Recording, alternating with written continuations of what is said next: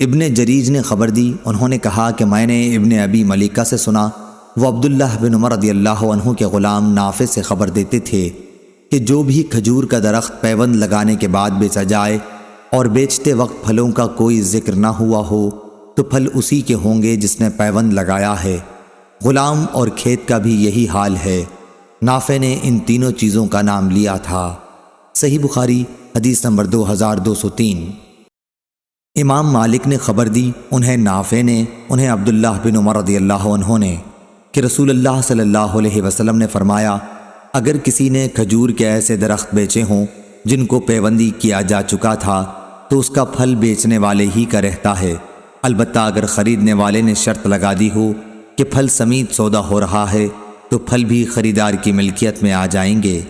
صحیح بخاری حدیث نمبر 2204۔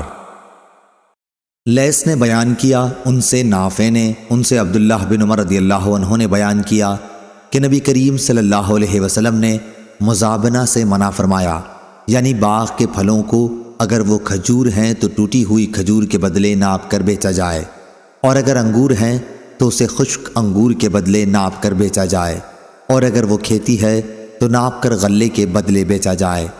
آپ صلی اللہ علیہ وسلم نے ان تمام قسموں کے لین دین سے منع فرمایا ہے۔ صحیح بخاری حدیث نمبر 2205۔ لیث نے بیان کیا، ان سے نافع نے اور ان سے عبداللہ بن عمر رضی اللہ عنہ نے، کہ نبی کریم صلی اللہ علیہ وسلم نے فرمایا، جس شخص نے بھی کسی کھجور کے درخت کو پیوندی بنایا پھر اس درخت ہی کو بیچ دیا تو اس موسم کا پھل اسی کا ہوگا جس نے پیوندی کیا ہے، لیکن اگر خریدار نے پھلوں کی بھی شرط لگا دی ہے تو یہ امر دیگر ہے۔ صحیح بخاری حدیث نمبر 2206۔ عمر بن یونس نے بیان کیا، انہوں نے کہا کہ مجھ سے میرے باپ نے بیان کیا، انہوں نے کہا کہ مجھ سے اسحاق بن ابی طلحہ انصاری نے بیان کیا، اور ان سے انس بن مالک رضی اللہ عنہ نے بیان کیا کہ نبی کریم صلی اللہ علیہ وسلم نے محاقلہ، مخاذرہ، ملامسہ، منابزہ اور مزابنہ سے منع فرمایا ہے۔ صحیح بخاری حدیث نمبر 2207۔ اسماعیل بن جعفر نے بیان کیا، ان سے حمید نے اور ان سے انس رضی اللہ عنہ نے، کہ نبی کریم صلی اللہ علیہ وسلم نے درخت کی کھجور کو زہوہ سے پہلے ٹوٹی ہوئی کھجور کے بدلے بیچنے سے منع فرمایا۔ ہم نے پوچھا کہ زہوہ کیا ہے؟ انہوں نے فرمایا کہ وہ پک کے سرخ ہو جائے یا زرد ہو جائے۔ تم ہی بتاؤ کہ اگر اللہ کے حکم سے پھل نہ آ سکا تو تم کس چیز کے بدلے اپنے بھائی خریدار کا مال اپنے لیے حلال کرو گے؟ صحیح بخاری حدیث نمبر 2208۔ ابو ایوانہ نے بیان کیا، ان سے ابو بشر نے، ان سے مجاہد نے اور ان سے عبداللہ بن عمر رضی اللہ عنہ نے، کہ میں رسول کریم صلی اللہ علیہ وسلم کی خدمت میں حاضر تھا۔ آپ صلی اللہ علیہ وسلم کھجور کا گابھا کھا رہے تھے۔ اسی وقت میں آپ نے فرمایا کہ درختوں میں ایک درخت مرد مومن کی مثال ہے۔ میرے دل میں آیا کہ کہوں کہ یہ کھجور کا درخت ہے، لیکن حاضرین میں ہی سب سے چھوٹی عمر کا تھا، اس لیے بطور ادب میں چپ رہا۔ پھر آپ صلی اللہ علیہ وسلم نے خود ہی فرمایا کہ وہ کھجور کا درخت ہے۔ صحیح بخاری حدیث نمبر 2209۔ امام مالک نے خبر دی، انہیں حمید طویل نے اور انہیں انس بن مالک رضی اللہ عنہ نے، کہ رسول اللہ صلی اللہ علیہ وسلم کو ابو طیبہ نے پچھانا لگایا تو آپ نے انہیں 1 صاع کھجور مزدوری میں دینے کا حکم فرمایا اور اس کے مالکوں سے فرمایا کہ وہ اس کے خراج میں کچھ کمی کر دیں۔ صحیح بخاری حدیث نمبر 2210۔ سفیان نے بیان کیا، ان سے ہشام نے، ان سے عروہ نے اور ان سے عائشہ رضی اللہ عنہا نے، کہ معاویہ رضی اللہ عنہ کی والدہ حضرت ہندہ رضی اللہ عنہا نے رسول کریم صلی اللہ علیہ وسلم سے کہا کہ ابو سفیان بخیل آدمی ہے، تو کیا اگر میں ان کے مال میں سے چھپا کر کچھ لے لیا کروں تو کوئی حرج ہے؟ آپ صلی اللہ علیہ وسلم نے فرمایا کہ تم اپنے لیے اور اپنے بیٹوں کے لیے نیک نیتی کے ساتھ اتنا لے سکتی ہو جو تم سب کے لیے کافی ہو جایا کرے۔ صحیح بخاری حدیث نمبر 2211۔ ہشام نے خبر دی، دوسری سند محمد نے بیان کیا، کہا کہ میں نے عثمان بن فرقد سے سنا، انہوں نے کہا کہ میں نے ہشام بن عروہ سے سنا، وہ اپنے باپ سے بیان کرتے تھے کہ انہوں نے عائشہ رضی اللہ عنہا سے سنا، وہ فرماتی تھیں کہ قرآن کی آیت، جو شخص مالدار ہو وہ اپنی زیر پرورش یتیم کا مال ہضم کرنے سے اپنے کو بچائے۔ اور جو فقیر ہو وہ نیک نیتی کے ساتھ اس میں سے کھا لے۔ یہ آیت یتیموں کے ان سرپرستوں کے متعلق نازل ہوئی تھی جو ان کی اور ان کے مال کی نگرانی اور دیکھ بھال کرتے ہوں کہ اگر وہ فقیر ہیں تو اس خدمت کے عوض نیک نیتی کے ساتھ اس میں سے کھا سکتے ہیں۔ صحیح بخاری حدیث نمبر 2212۔ معمر نے خبر دی، انہیں زہری نے، انہیں ابو سلمہ نے اور انہیں جابر رضی اللہ عنہ نے کہ رسول اللہ صلی اللہ علیہ وسلم نے شفاع کا حق ہر اس مال میں قرار دیا تھا جو تقسیم نہ ہوا ہو، لیکن جب اس کی حد بندی ہو جائے اور راستے بھی پھیر دیے جائیں تو اب شفاع کا حق باقی نہیں رہا۔ صحیح بخاری حدیث نمبر 2213۔ معمر نے بیان کیا، ان سے زاہری نے، ان سے ابو سلمہ بن عبد الرحمن نے اور ان سے حضرت جابر بن عبداللہ رضی اللہ عنہ نے بیان کیا کہ نبی کریم صلی اللہ علیہ وسلم نے ہر ایسے مال میں شفاع کا حق قائم رکھا جو تقسیم نہ ہوا ہو، لیکن جب اس کی حدود قائم ہو گئی ہوں اور راستہ بھی پھیر دیا گیا ہو تو اب شفاع کا حق باقی نہیں رہا۔ صحیح بخاری حدیث نمبر 2214۔ موسیٰ بن عقبہ نے خبر دی، انہیں نافع نے اور انہیں عبداللہ بن عمر رضی اللہ عنہ نے نبی کریم صلی اللہ علیہ وسلم سے کہ آپ صلی اللہ علیہ وسلم نے فرمایا، 3 شخص کہیں باہر جا رہے تھے کہ اچانک بارش ہونے لگی۔ انہوں نے ایک پہاڑ کے غار میں جا کر پناہ لی۔ اتفاق سے پہاڑ کی ایک چٹان اوپر سے لڑکی اور اس غار کے منہ کو بند کر دیا جس میں یہ تینوں پناہ لیے ہوئے تھے۔ اب ایک نے دوسرے سے کہا کہ اپنے سب سے اچھے عمل کا جو تم نے کبھی کیا ہو نام لے کر اللہ تعالیٰ سے دعا کرو۔ اس پر ان میں سے ایک نے یہ دعا کی، اے اللہ، میرے ماں باپ بہت ہی بوڑھے تھے، میں باہر لے جا کر اپنے مویشی چراتا تھا، پھر جب شام کو واپس آتا تو ان کا دودھ نکالتا اور برتن میں پہلے اپنے والدین کو پیش کرتا، جب میرے والدین پی چکتے تو پھر بچوں کو اور اپنی بیوی کو پلاتا۔ اتفاق سے ایک رات واپسی میں دیر ہو گئی اور جب میں گھر لوٹا تو والدین سو چکے تھے۔ اس نے کہا کہ پھر میں نے پسند نہیں کیا کہ انہیں جگاؤں، بچے میرے قدموں میں بھوکے پڑے رو رہے تھے، میں برابر دودھ کا پیالہ لیے والدین کے سامنے اسی طرح کھڑا رہا جہاں تک کہ صبح ہو گئی۔ اے اللہ، اگر تیرے نزدیک بھی میں نے یہ کام صرف تیری رضا حاصل کرنے کے لیے کیا تھا تو ہمارے لیے اس چٹان کو ہٹا کر اتنا راستہ تو بنا دے کہ ہم آسمان کو تو دیکھ سکیں۔ حضرت صلی اللہ علیہ وسلم نے فرمایا، چنانچہ وہ پتھر کچھ ہٹ گیا۔ دوسرے شخص نے دعا کی، اے اللہ، تو خوب جانتا ہے کہ مجھے اپنے چچا کی ایک لڑکی سے اتنی زیادہ محبت تھی جتنی ایک مرد کو کسی عورت سے ہو سکتی ہے۔ اس لڑکی نے کہا، تم مجھ سے اپنی خواہش اس وقت تک پوری نہیں کر سکتے جب تک مجھے 100 اشرفی نہ دے دو۔ میں نے ان کے حاصل کرنے کی کوشش کی اور آخر اتنی اشرفی جمع کر لی۔ پھر جب میں اس کی دونوں رانوں کے درمیان بیٹھا تو وہ بولی، اللہ سے ڈر اور مہر کو ناجائز طریقے پر نہ توڑ۔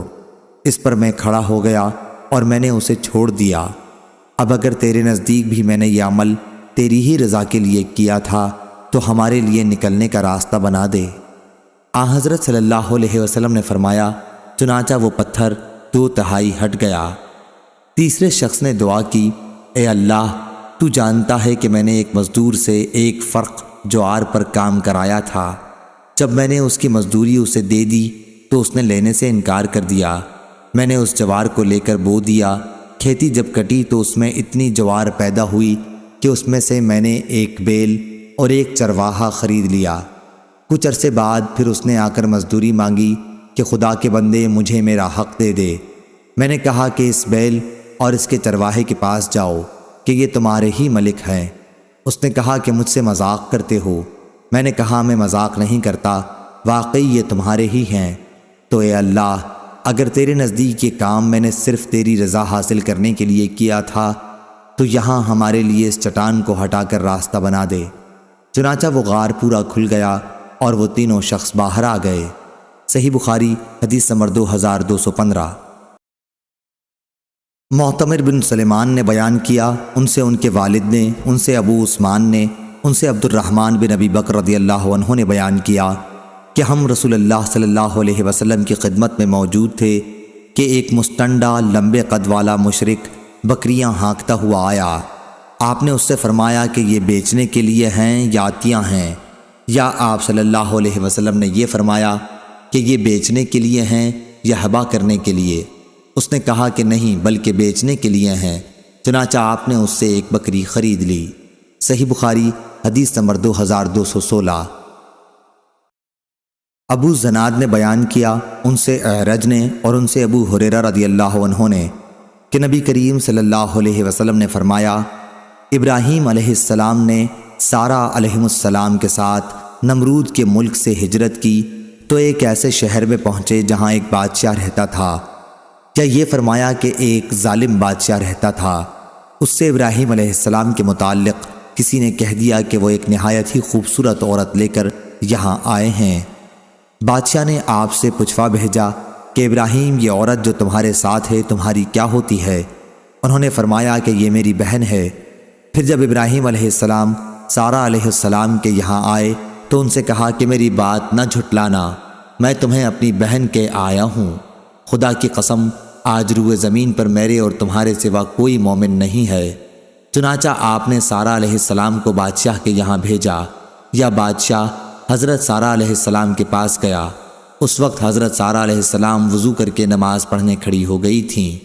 انہوں نے اللہ کے حضور میں یہ دعا کی کہ اے اللہ، اگر میں تجھ پر اور تیرے رسول ابراہیم علیہ السلام پر ایمان رکھتی ہوں، اور اگر میں نے اپنے شوہر کے سوا اپنی شرمگاہ کی حفاظت کی ہے تو تو مجھ پر ایک کافر کو مسلط نہ کر۔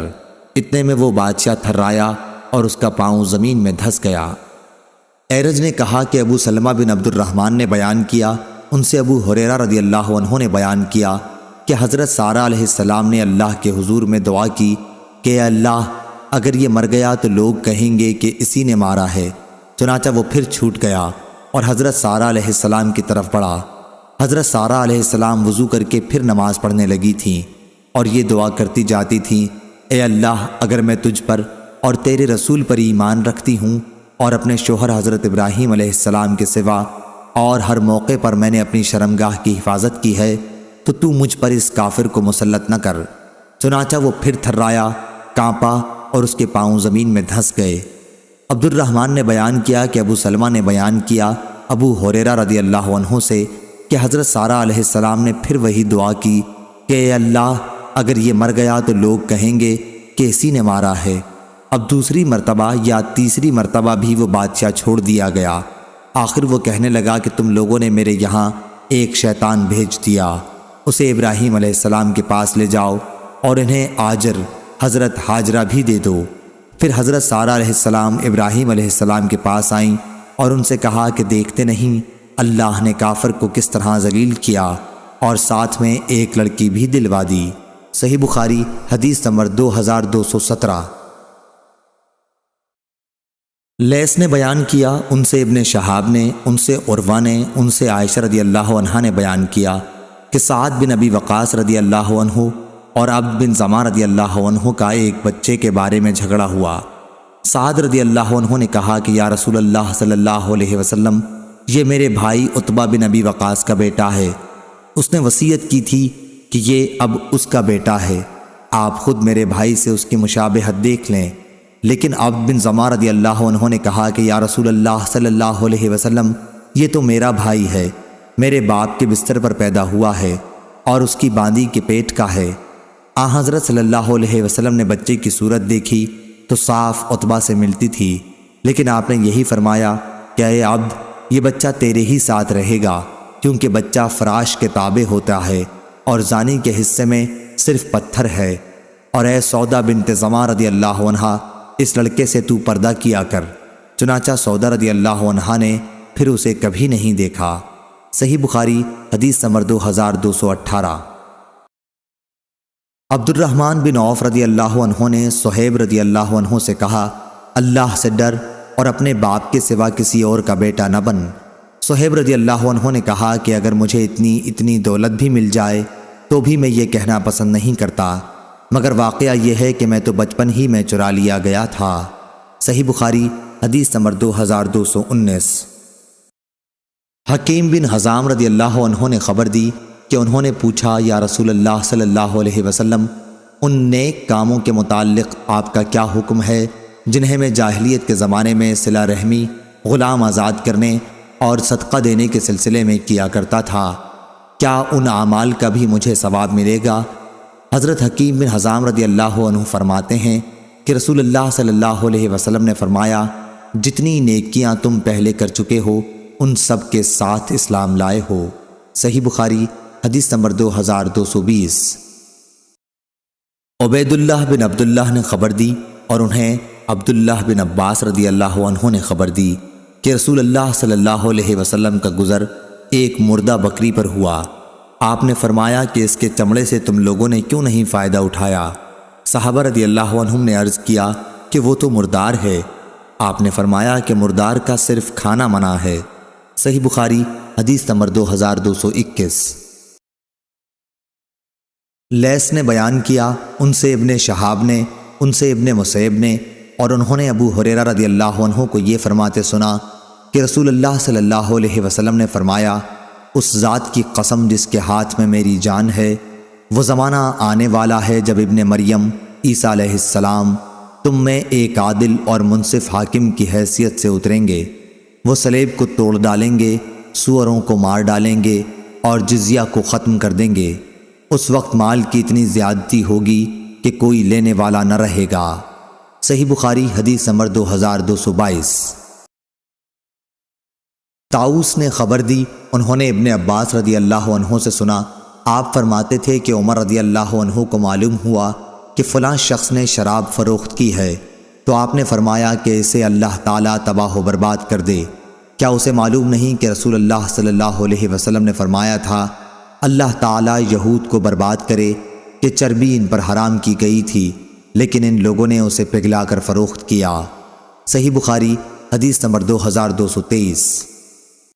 یونس نے خبر دی، انہیں ابن شہاب نے، کہ میں نے سعید بن مسیب سے سنا، انہوں نے ابو ہریرہ رضی اللہ عنہ سے، کہ رسول اللہ صلی اللہ علیہ وسلم نے فرمایا، اللہ یہودیوں کو تباہ کرے، ظالموں پر چربی حرام کر دی گئی تھی لیکن انہوں نے اسے بیچ کر اس کی قیمت کھائی۔ صحیح بخاری حدیث نمبر 2224۔ عوف بن ابی حمید نے خبر دی، انہیں سعید بن ابی حسن نے کہا کہ میں ابن عباس رضی اللہ عنہ کی خدمت میں حاضر تھا کہ ایک شخص ان کے پاس آیا اور کہا کہ اے ابو عباس، میں ان لوگوں میں سے ہوں جن کی روزی اپنے ہاتھ کی صنعت پر موقوف ہے اور میں یہ مورتیں بناتا ہوں۔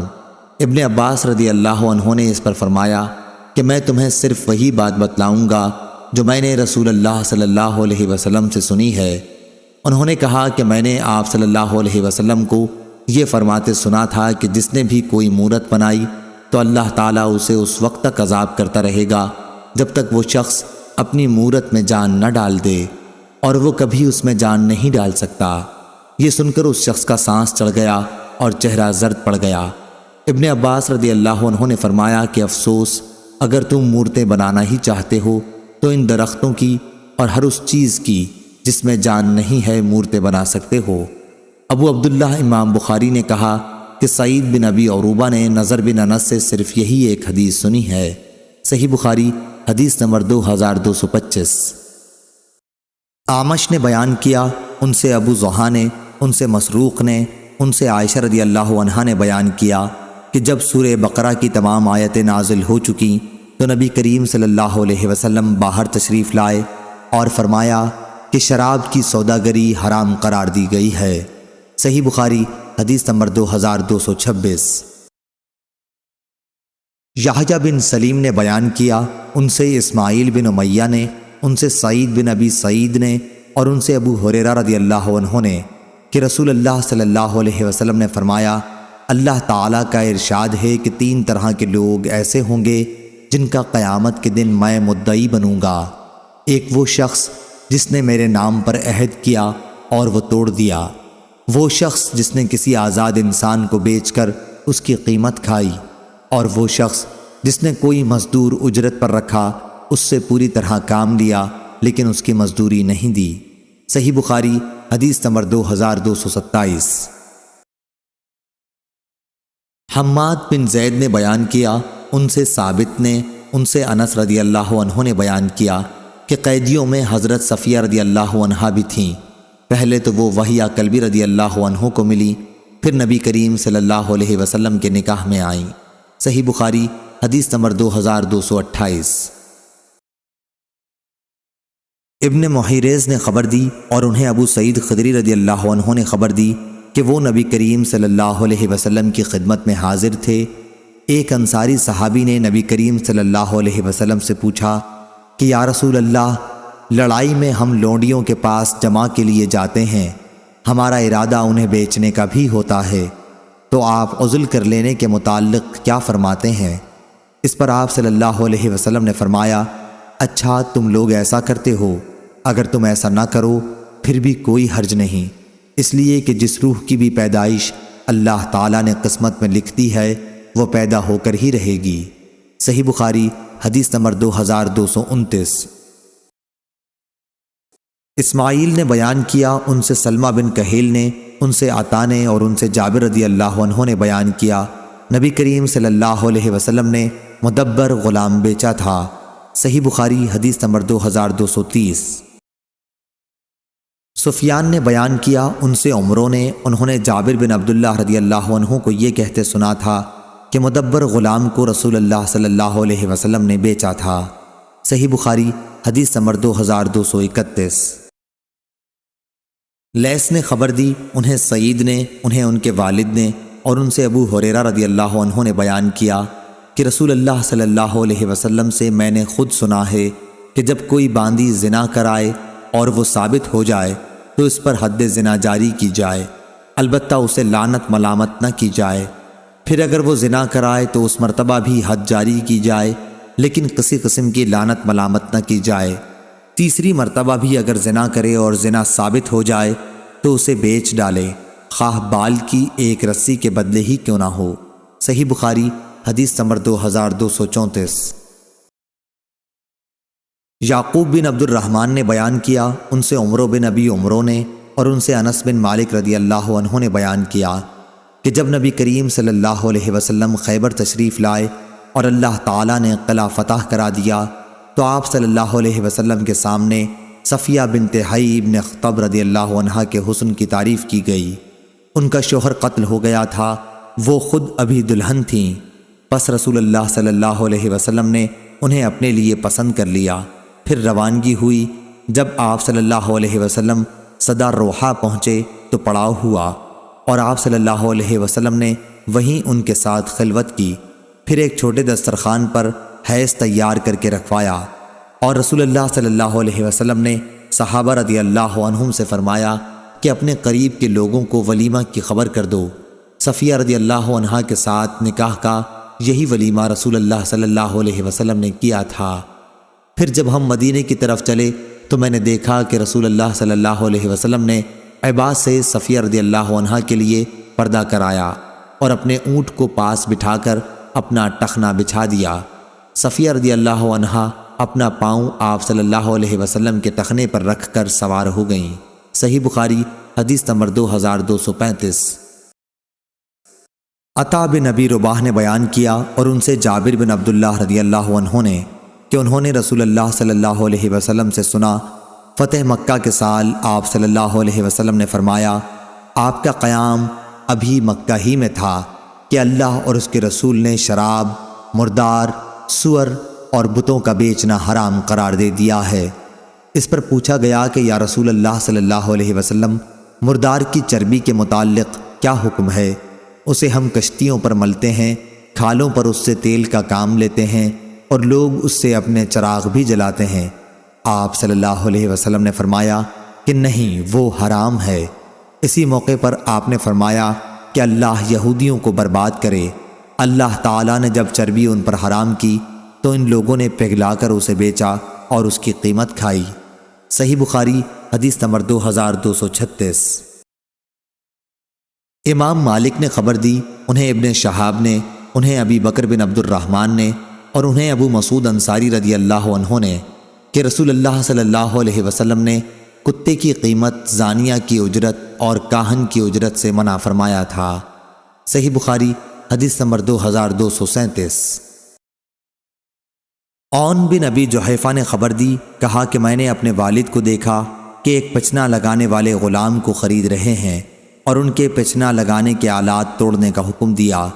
اس پر میں نے اس کے متعلق ان سے پوچھا تو انہوں نے کہا کہ رسول اللہ صلی اللہ علیہ وسلم نے خون کی قیمت، کتے کی قیمت، باندی کی ناجائز کمائی سے منع فرمایا تھا، گودنے والیوں اور گدوانے والیوں، سود لینے والوں اور دینے والوں پر لعنت کی تھی، اور تصویر بنانے والے پر بھی لعنت کی تھی۔ صحیح بخاری حدیث نمبر 2238۔